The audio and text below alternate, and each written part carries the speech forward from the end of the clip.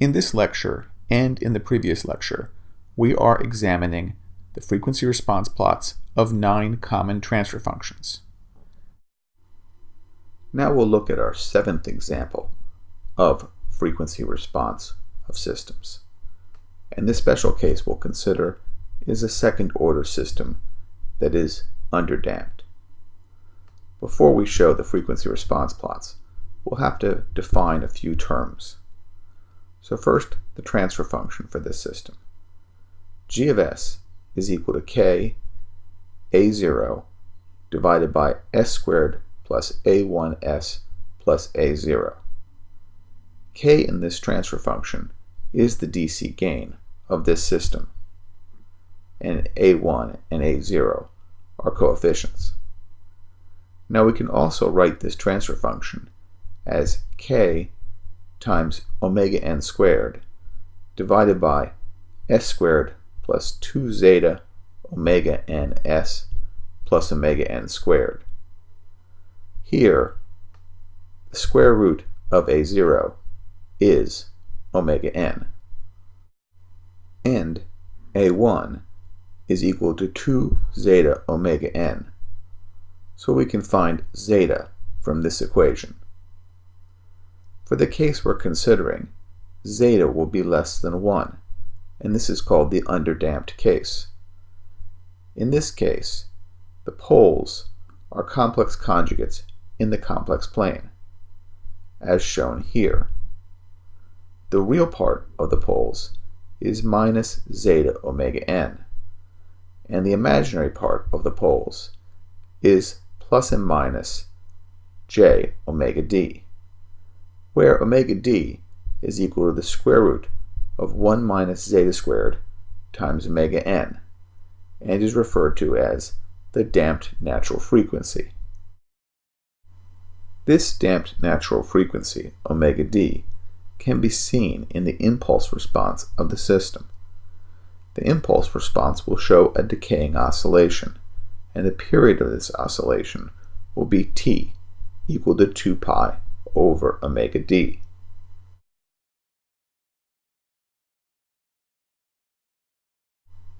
We've introduced quite a bit of new notation on this page, but this notation will be very important as we study second-order systems.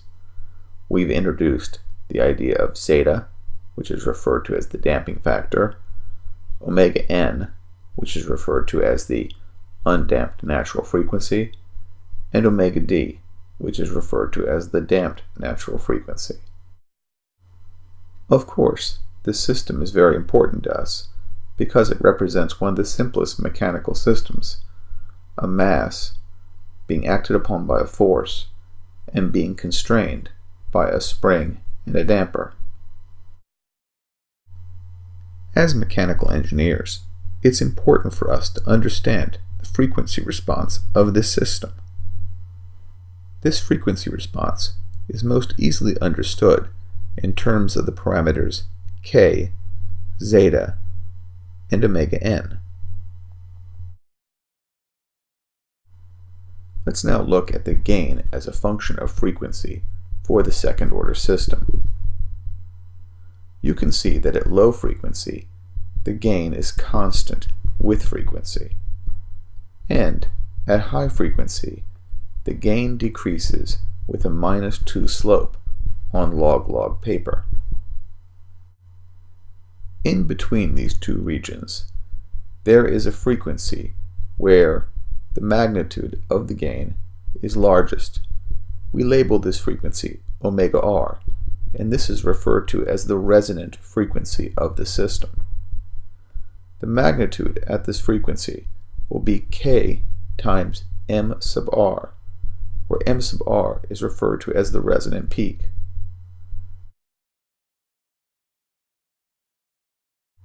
Both the resonant frequency, omega sub r, and the resonant peak, m sub r, can be calculated from the parameters we introduced on the previous page. Omega sub r is equal to omega sub n times square root of 1 minus 2 zeta squared. Notice that the resonant frequency is not equal to the damped natural frequency, nor is it equal to the undamped natural frequency. That is, omega r is not equal to omega d, and it's not equal to omega n. In fact, omega r will be less than omega d, and omega d will be less than omega n. If the damping factor zeta is small, then omega r, omega d, and omega n will all be close together, and so we might not need to make a big distinction between them. The resonant peak, m sub r, can be calculated from the value of zeta as follows. M sub r equals 1 over 2 zeta times square root of 1 minus zeta squared. Let's briefly touch upon the physical meaning of omega r for our spring mass damper system. This is the frequency with which, if we apply a force at that frequency, we will get the largest amount of motion. The size of this motion will be directly dependent upon m sub r, the resonant peak. Before moving on, let me make it clear that the DC gain K we've represented here is not the same as the stiffness K that's in our mass spring damper system. These are just the same name given to two entirely different quantities. Let's now take a look at the frequency response of an undamped second-order system. On this page, plotted on the same frequency axis, is both the magnitude plot and the phase plot. The magnitude here is plotted in dB. The phase is in degrees. The frequency axis has been normalized by the undamped natural frequency. Several curves are shown for each plot. Each of these curves is for a different value of the damping factor, zeta. For all the plots, the DC gain has been set equal to 1, which is 0 dB. Let's take a closer look at the magnitude plot. On the horizontal axis, we have normalized frequency, omega over omega n. And on the vertical axis, we have gain in dB. Shown are the magnitude curves for various values of zeta, from zeta equals 0.1 to zeta equals 1. Zeta equals 1 is the critically damped case. For all cases of zeta less than 1, the damping factor indicates the system is underdamped. At both very low frequencies and very high frequencies, the curves follow asymptotes. The asymptote at low frequencies has a slope of 0, and the asymptote at high frequencies has a slope of minus 40 dB per decade. Minus 40 dB per decade corresponds to a minus 2 slope on log-log paper. The main difference between these curves for various values of zeta has to do with the behavior near the resonance frequency. When zeta is small, as in the case zeta equals 0.1, the resonance is very strong. That is, m sub r is a large number. In the case that zeta is greater than 0.707, no resonance peak occurs.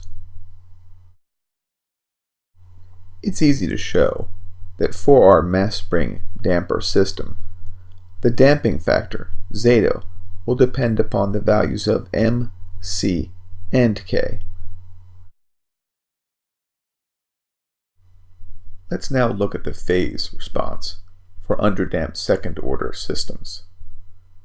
You'll notice the phase starts off at 0 degrees for low frequencies, and then at high frequencies the phase has transitioned to minus 180 degrees. The transition occurs around the frequency omega n. In the graph, we have normalized frequency by omega n, and so this point is indicated by a frequency of 1. You'll note that 90 degrees of the phase shift has occurred at this frequency. The transition from 0 degrees phase to minus 180 degrees phase occurs over plus and minus 1 decade if zeta is large. But if zeta is small, the transition occurs much more quickly, as the graph shows. For example, if zeta equals 0.1, the transition occurs between 0.5 and 2 times omega n. The phase results that we've outlined here are for systems that are stable, and so A1 and A0 will be positive numbers in this case. This means the damping factor, zeta, will be greater than 0. The 8th system we'll consider is the notch filter system. It has the following transfer function. G of s equals k times the ratio of two polynomials. The numerator polynomial is s squared plus 2 zeta 1 omega n s plus omega n squared, and the denominator is s squared plus 2 zeta 2 omega n times s plus omega n squared. For the notch filter, zeta 1 is less than zeta 2, and zeta 1 is greater than 0. Often, zeta 2 will be equal to 1. The distribution of the poles and zeros in the complex plane is as shown here. You'll note that there's a pair of zeros, a complex conjugate pair of zeros, marked here in green, that are close to the imaginary axis. The poles, marked in red, are considerably more damped, and they're near the real axis. Let's take a look at the magnitude curve of the notch filter.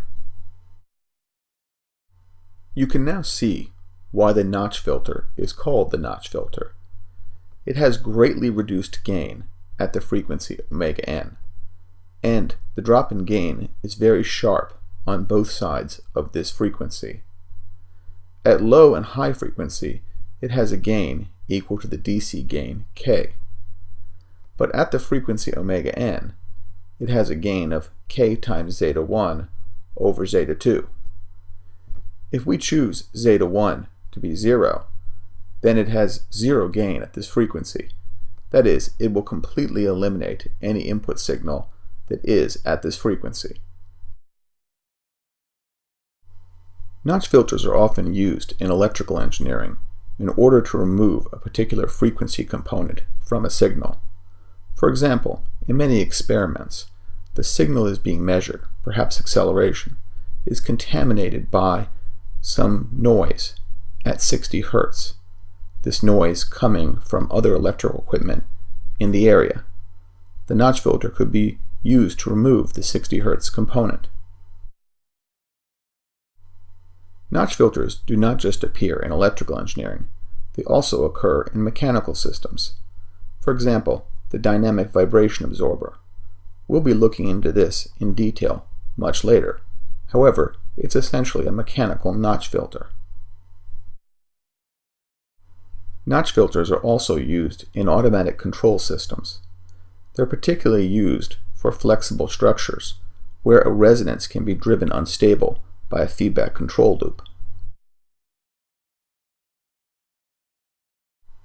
Here is the phase curve for the notch filter, and what you'll notice is that the curve is phase lag before the frequency omega n, and its phase lead after the frequency omega n. Here is the 9th and final system we'll consider the frequency response of, and that is the ideal delay system. Recall, in the ideal delay system, the input signal is delayed to produce the output signal. That is, y of t is x of t minus tau. The transfer function of this ideal delay system is g of s equals e to the minus s tau. And you'll notice this is not the ratio of polynomials like we typically see in transfer functions. In fact, this system is infinite dimensional. That is, it doesn't have a finite number of poles. The magnitude of this transfer function is 1 at all frequencies, and the angle of this transfer function is minus omega tau. Given that information, let's take a look at the magnitude and phase plots for the ideal delay system.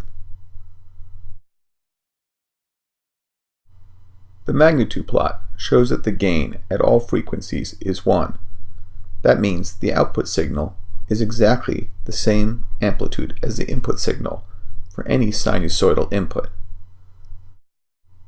This is what we expect, since we know that the output signal is just a delayed version of the input signal. More interesting is the phase plot. We saw before that the phase at any frequency omega was equal to minus omega tau, where tau is the time delay. And because of this unique fact, we're not going to use the normal scale that we use when we plot the phase curve. Normally, the frequency axis is a log scale, but here we'll draw it with a linear scale. And because of this, we'll find that the phase curve for the ideal delay system is a straight line of slope minus tau.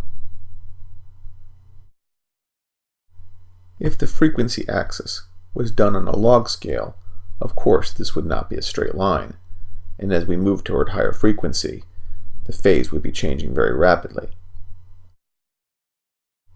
It's often useful to plot the phase of a transfer function that is experimentally obtained on a linear scale to see if we can find any element of the system which looks like a time delay. That is, any telltale sign of a linear relationship between phase and frequency. We have now examined the frequency responses of 9 different kinds of systems. Of course, there are many more different kinds of frequency responses which systems can show. However, these give you some ideas of sort of typical behaviors.